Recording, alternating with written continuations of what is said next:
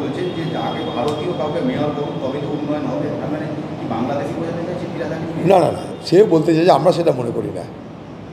ওরা ওদের মতো করে ন্যারেটিভ তৈরি করছে এ বাংলায়। সেই ন্যারেটিভের মূল ভাষ্য হবে এটাই যে হিন্দু আর মুসলমান, মমতা শ্যুট করবে, বিজেপি শ্যুট করবে।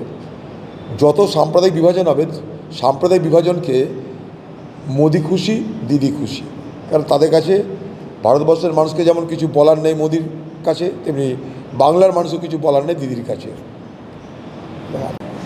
আন্তর্জাতিক হাওয়ালা অপারেটর হিসেবে কাজ করেন কিন্তু জয় এস কামদার। একাধিক ভুয়ো সংস্থার নামে হাজার হাজার কোটি লেনদেন। ইডির দাবি এই ব্যবসায়ীর সঙ্গে যোগসূত্র শোনাপত্র থেকে। দেখুন, ইডির তদন্ত, ইডির দুর্নীতি আর ইডির দক্ষতা, এ বিষয়টা কিন্তু সারা দেশ জুড়ে বহুল প্রচারিত। তাই ইডি কী করছে না করছে তার জন্য আমাদের জবাব দেওয়ার কিছু না। ইডি যেদিন কোনো অপরাধীকে ধরে সাজা দিতে পারবে সেদিন প্রশ্ন করবেন, সেদিন আমরা কিছু বলবো। বাকি যা করে ইডি ইডিয়েটের মতন সব করে, বরাবর তারা ফেইল্ড স্টুডেন্ট। তাই স্বাভাবিকভাবেই ইডি কী করছে না করছে সেই নিয়ে আমাদের মাথা ব্যথা নাই। গ্রেফতারির পর হ্যাঁ, ফিনেস চ্যান্ডেল আইপ্যাকের গ্রেফতারির পর আইপ্যাকের ডিরেক্টর ঋষি রাজকে তলব ইডি সোমবারে দিল্লিতে কেন্দ্রীয় সংস্থার সদর দপ্তরে হাজিরা দিতে হবে। দেখুন, পশ্চিমবঙ্গে যা লুটতরাজ হয়েছে, বালি থেকে, কয়লা থেকে, পাথর থেকে, যা যা হয়েছে, সব কিছুর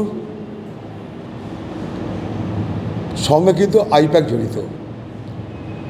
পশ্চিমবঙ্গে যতগুলো সাম্প্রদায়িক দাঙ্গা, যতগুলো রাজনৈতিক হিংসা এই পশ্চিমবঙ্গে হয়েছে এবং হয়, সব কিছুর পিছনে আইপ্যাকের কোনো না কোনো টিপস থাকে, অর্থাৎ পরামর্শ থাকে। কারণ প্রত্যেকটা ঘটনা রাজনৈতিকভাবে সম্পর্কিত, আর রাজনৈতিকভাবে সম্পর্কিত কোনো ঘটনা ঘটলে সেখানে আইপ্যাকের পরামর্শ অতি অবশ্যই প্রয়োজন। ম্যারাথন তল্লাশি, কলকাতা পুলিশের ডিসি শান্তনু সিনহার ফ্ল্যাট থেকে গুরুত্বপূর্ণ নথিপত্র বাজেয়াপ্ত করল। কোত্থেকে?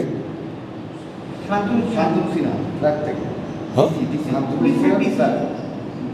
বাজেয়াপ্ত করল শাসক বরিষ্ঠ ওই পুলিশ আধিকারিককে। আজকে সুপুত্র তলব ইডির। আরও কি চাপে করতে পারে শাসক তৃণমূল? এবং এছাড়াও আরও বেশ কিছু শাসক তৃণমূলে মোটামুটি যারা মাথাতে আছে, বড় বড় পদে আছে, সকলেই তো কোনো না কোনো দুর্নীতির সঙ্গে জড়িত।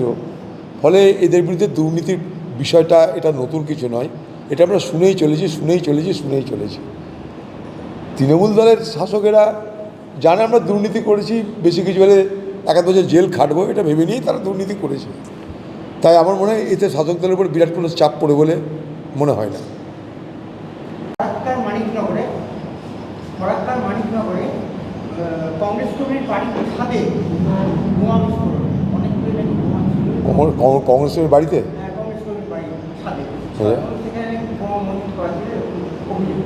এখানে কংগ্রেস কর্মী বাড়িতে মজুদ বোমা, এটার মধ্যে তো সত্য কথাটা, জল মেশানো কথা, সেটা দেখতে হবে। কারণ মুর্শিদাবাদে কোথাও কংগ্রেস কর্মীর এত হিম্মত হয়নি তার বাড়িতে বোমা রাখবে। স্বাভাবিকভাবে এটা আষাঢ়ে গল্প মনে হচ্ছে আমার কাছে।